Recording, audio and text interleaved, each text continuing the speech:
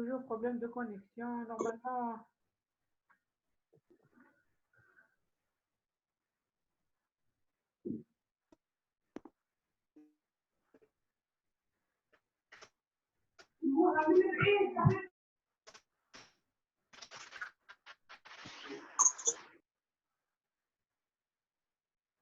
Normalement, on a terminé avec le cours de myopathie héréditaire. On s'excuse pour le problème de connexion. Je sais qu'il existe des coupures à chaque fois.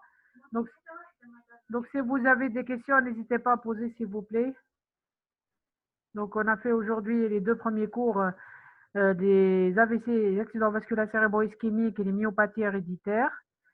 Donc, si vous avez des questions, n'hésitez pas à poser. Je vais vous donner encore du temps.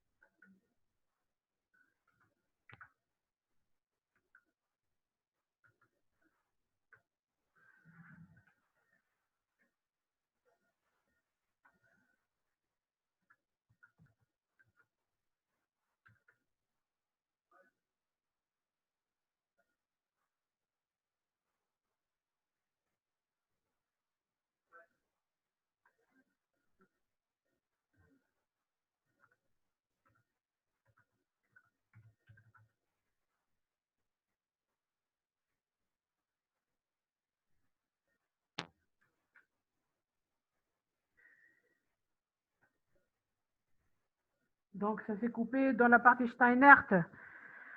Oui, donc pour la myopathie de Steinert, donc la dystrophie myotonique de Steinert, donc on a parlé de l'élément important qui est la myotonie, qui est la lenteur à la décontraction musculaire. Donc pour la myotonie de Steinert, elle est à transmission autosomique dominante, donc elle est due à une anomalie au niveau du gène chromosome 19q13. Et c'est quoi l'anomalie? C'est la répétition exagérée du triplet CTG au niveau du gène de la DMPK, qui est le gène de la myotonie protéine kinase. D'accord?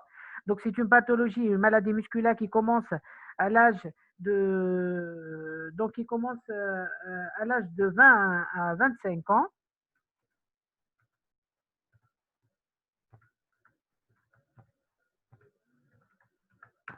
Donc, il commence à l'âge de 20 à 25 ans. Donc, elle donne un tableau multiviscéral. Donc, elle touche le muscle et d'autres organes, bien sûr. Sur le plan, pour les autres organes, donc on peut avoir une cataracte, des troubles endocriniens. Donc, c'est un sujet qui est stérile, avec des troubles par atteinte de l'axe gonadotrope. Et même, on peut avoir une atrophie ovarienne chez les femmes.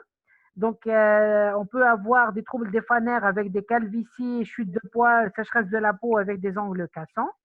On peut avoir des troubles cardiaques avec des blocs auriculo-ventriculaires et fibrillation auriculaire où ils peuvent être la cause d'une arrêt cardiaque. Généralement, c'est des sujets qui sont morts par. Donc, on peut avoir, si on fait l'arbre généalogique de ces patients, comme c'est la transmission autosomique dominante, on peut avoir des morts subites qui sont dues à des blocs auriculo-ventriculaires. Par exemple, on peut avoir un déficit et atrophie des muscles de la face et du cou orbiculate des paupières et masséter sténoclédomastoïdien. Donc, pour les paupières, elle peut se limiter chez certains membres de la famille par des troubles de la fermeture des paupières, comme on a dit tout à l'heure dans la dystrophie musculaire de phase scapulo-humérale.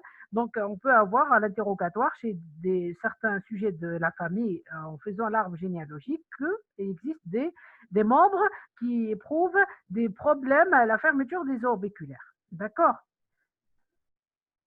Donc,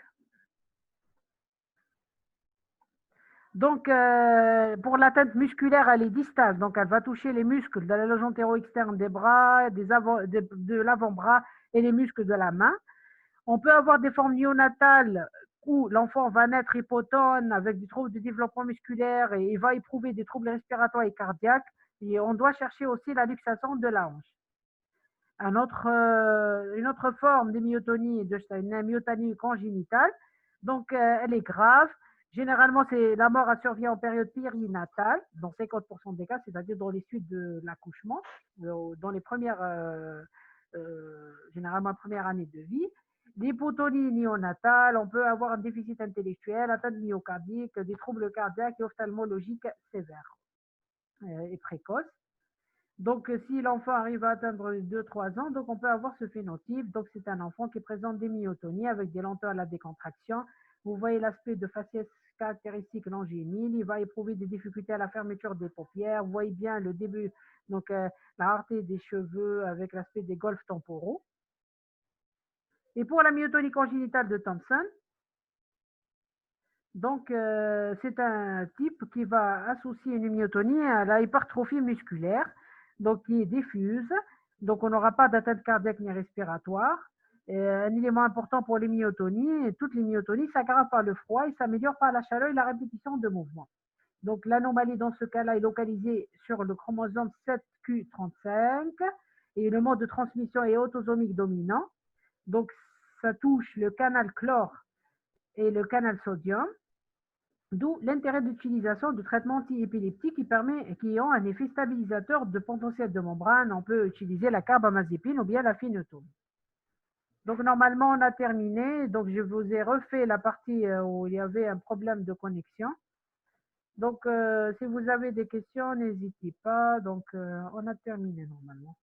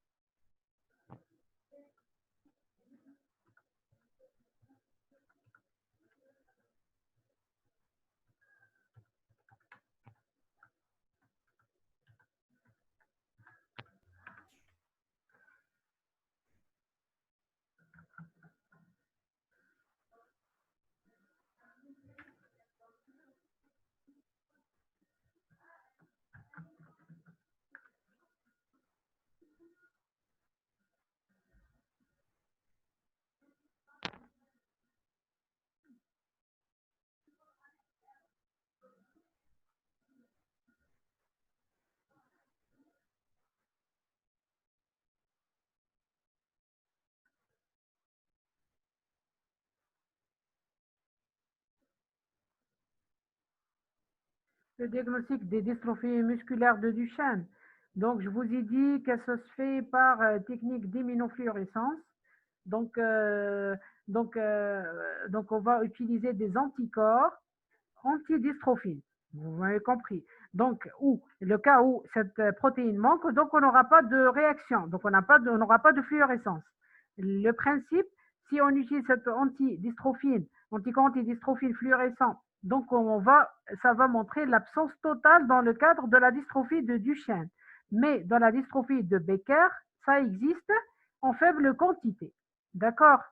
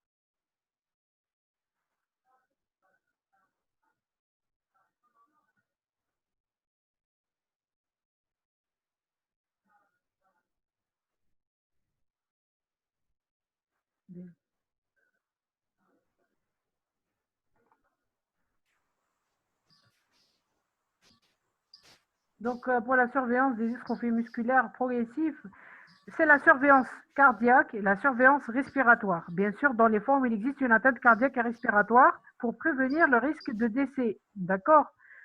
Sinon, la prise en charge, elle reste symptomatique. Pour le reste du cours d'accidents vasculaires cérébraux, normalement, je vous ai terminé le cours. Donc, on a enchaîné en début du deuxième cours, puisqu'on avait un problème de connexion. D'accord.